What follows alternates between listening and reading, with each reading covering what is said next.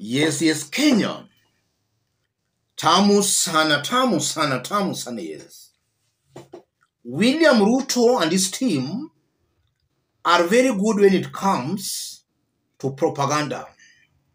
And I won't be wrong to say William Ruto rose to power on the basis of propaganda.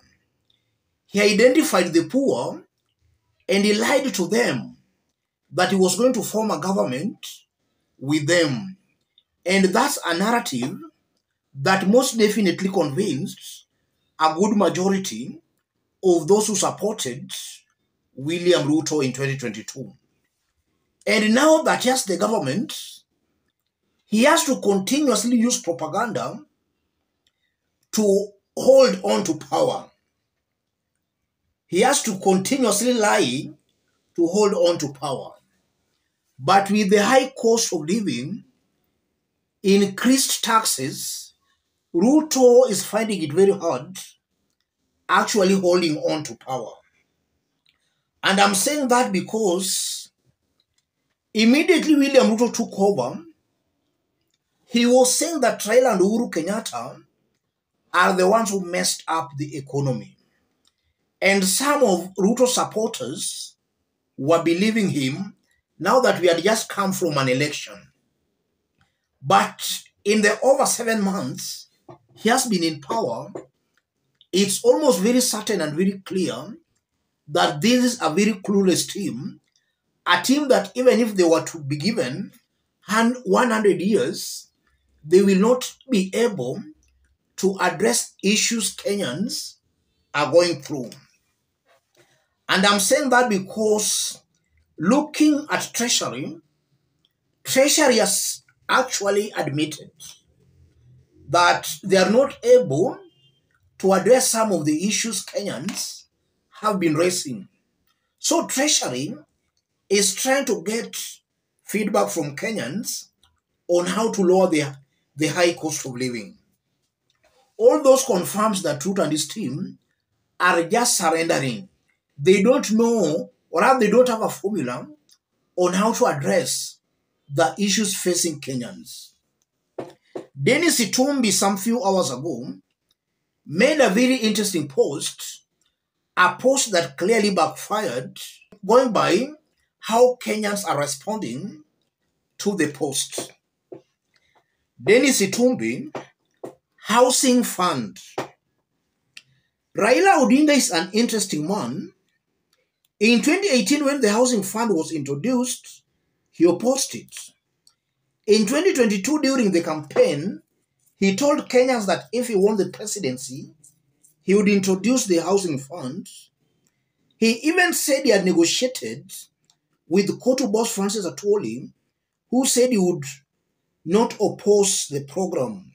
Now, because he lost elections, he is saying government should introduce a housing fund. How can they introduce what I wanted to introduce? I think it meant how can they introduce what I wanted to introduce? Raila Odinga is saying.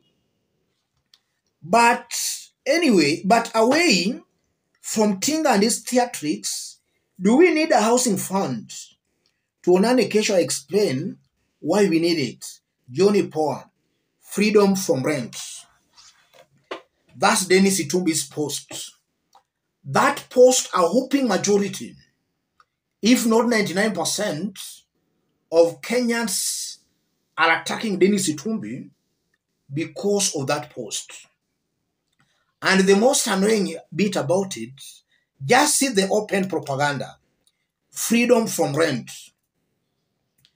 And you know, according to what Ruto has been saying, that if you earn 10,000, then 300 Kenya shillings will be deducted from it. 300 Kenya shillings. Yeah. So you can just do your calculations. Somebody earning 10,000 or even 20,000 or even 100,000. How many years will that person work in order to be able to afford a house? It's technically impossible. And we did that in details in one of our analysis about 1 week ago, it's not possible for somebody earning maybe 10,000, 20,000, or even 50,000, or even 100,000 to manage a house with such kinds of deductions. 3% is not just possible. And from this post is almost certain and very clear that anytime this government is cornered, they always brings in the name of Raila Odinga. Anytime they feel that Kenyans are not happy, the ground is not happy, all what they are trying to push is very unpopular, they always try to drop in Raila Odinga's name. And in fact, from the comments, that's what Kenyans were, a good majority were telling Denis Itumbi, that it's now not about Raila Odinga or what Raila Odinga said. These taxes are just too much.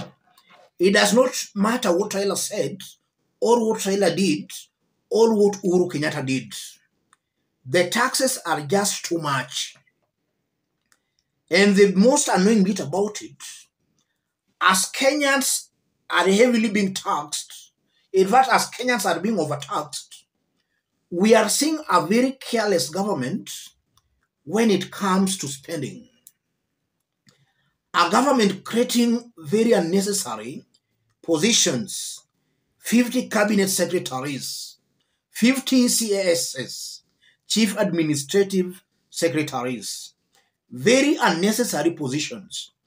A government clearly appointing corrupt individuals in the government. So even if Kenyans were to be taxed, then the money will still disappear through corruption. And these are the concerns Kenyans have with the government, the issues Kenyans have with the government. The government, in fact, in terms of service delivery, is doing very poorly. But when it comes to taxing, the government is very active in taxing Kenyans. But services, very poor. Services, very poor.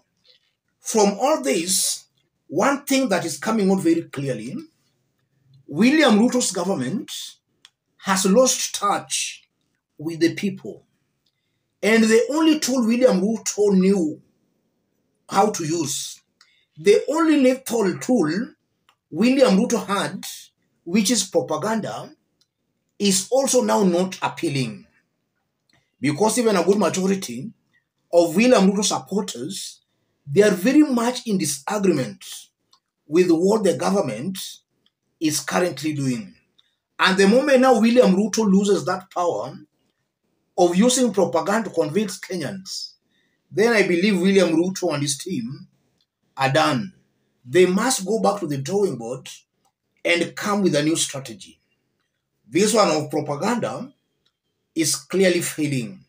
And this is why I've always maintained that as time goes by, life is going to be more difficult for Kenyans. It's just about 7 months William Ruto has been in power. But from what we have seen, Kenyans are already tired. And I'm very sure if this trend continues, Ruto will not finish his 5 years as Kenya's president.